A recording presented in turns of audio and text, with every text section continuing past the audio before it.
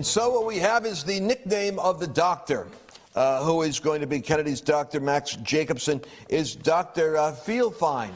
That's Bobby Kennedy made the comment that his brother was so loaded with drugs at times that if a mosquito bit him, the mosquito would die. I mean, this is common. They were worried about this guy. This man would have to be relied on to have a finger on the nuclear button. And we didn't understand methamphetamines back then. We didn't know about being meth addicts. But this Dr. Feelgood made 30 trips to the White House to give President John Kennedy injections. And he was only, president for those 3 years. So, in May of 1961, Kennedy has to face off. He's getting ready for a meeting in Paris and then in Vienna with Khruschev. Now, Nikita Khruschev at this time is the head of the Communist Party. He's like the embodiment of Vladimir Putin.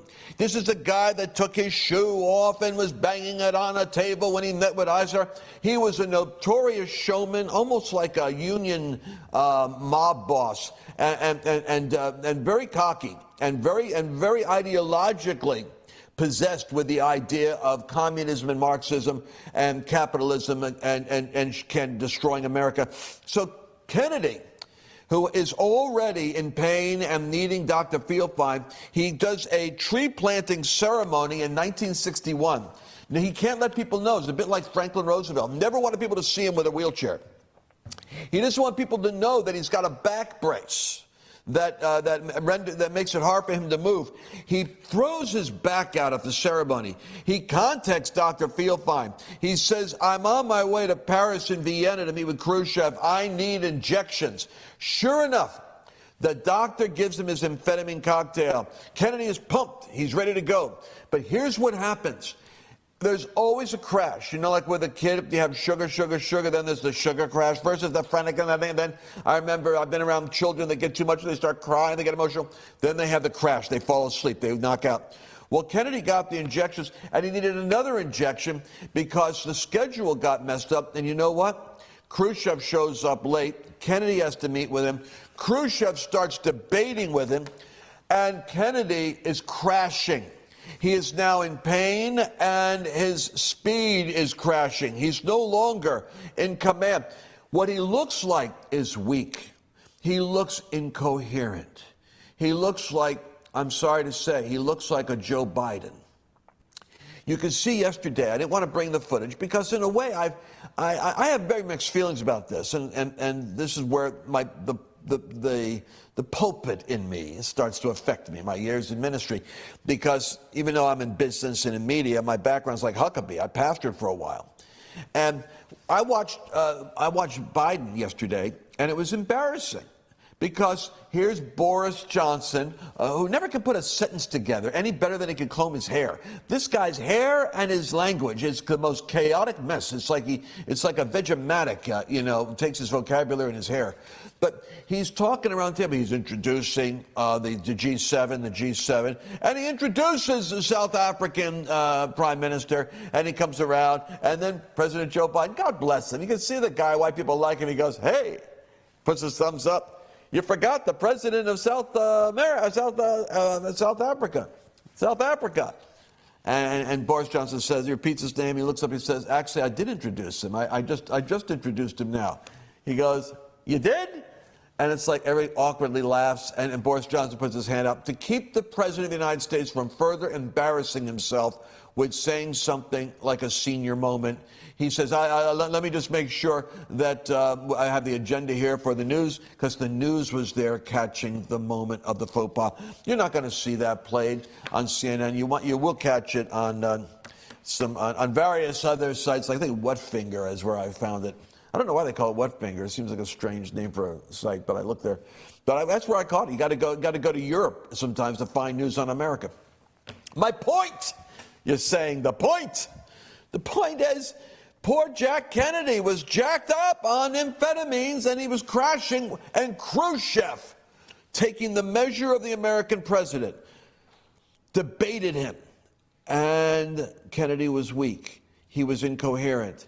And he came back and he said he beat the hell out of me. He just told his staff, I just beat the hell. He admitted it. He knew he got beat up. When Kennedy came back to the United States, Khruschev moved missiles to Cuba because he sensed the leadership of the United States was weak. Donald Trump understands this. This is why Donald Trump said, when this man goes and meets with Xi in China or with Putin, they better be looking eye to eye with an American that they respect as strong, alert, forceful, competent, and capable of calling their bluff. Trump had their respect. To this day, Putin even compliments Trump. I mean, he can't help it. By the way, I got something I have to read to you. Mr. Producer doesn't have this, but I'm gonna give this to you because it's breaking news. We love the breaking news stuff. President said this yesterday. You got to catch this.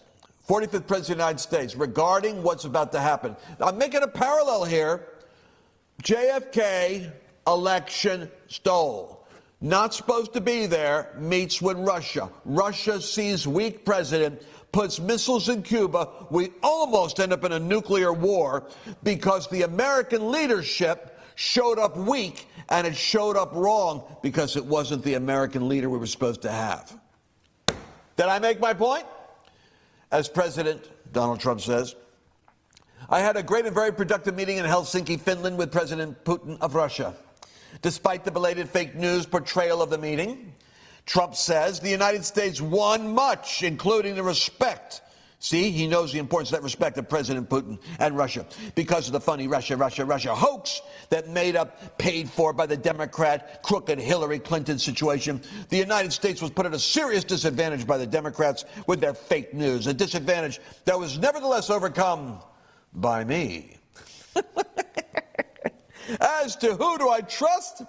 They asked, Russia or the intelligence from the Obama era, meaning people like Comey and Clapper and McCabe and those two lovers, Strzok and Page. Brennan, am I supposed to believe those sleaze bags?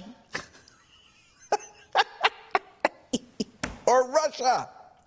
The answer, after all, that has been found out and written should be obvious. Obvious. He believed Russia more than the sleaze bags. No wonder Putin respected him.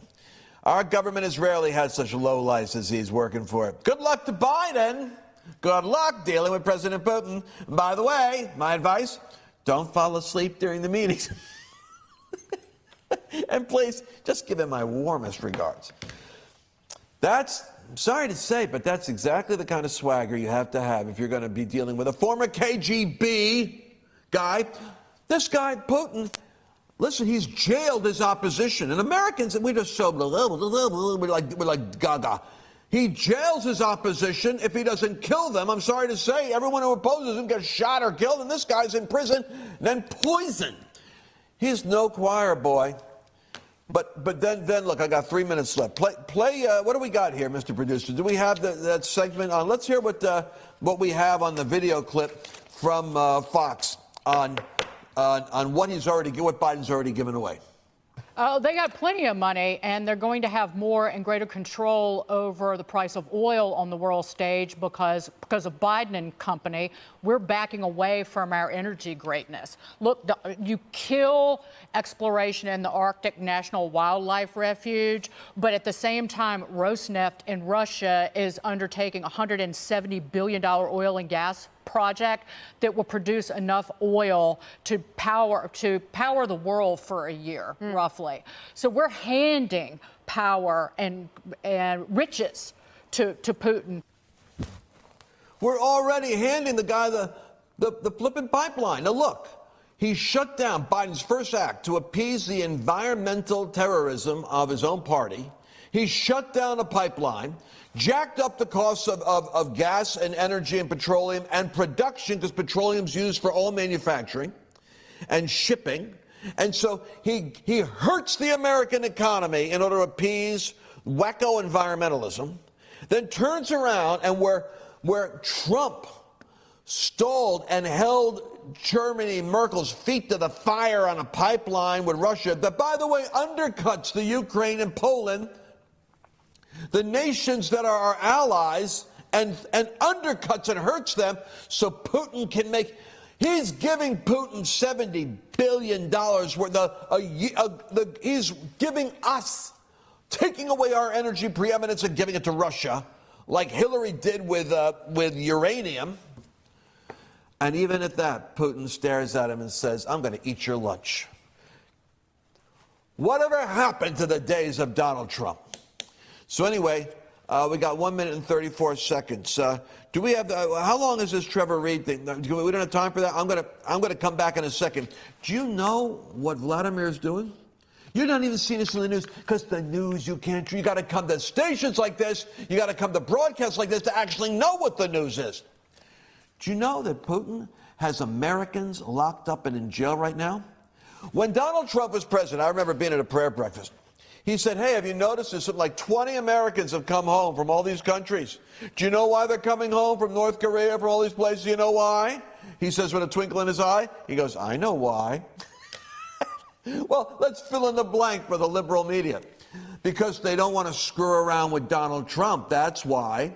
Because Donald Trump isn't somebody you play games with. That's why. They already are locking up Americans around the world. They're locking them up in Russia.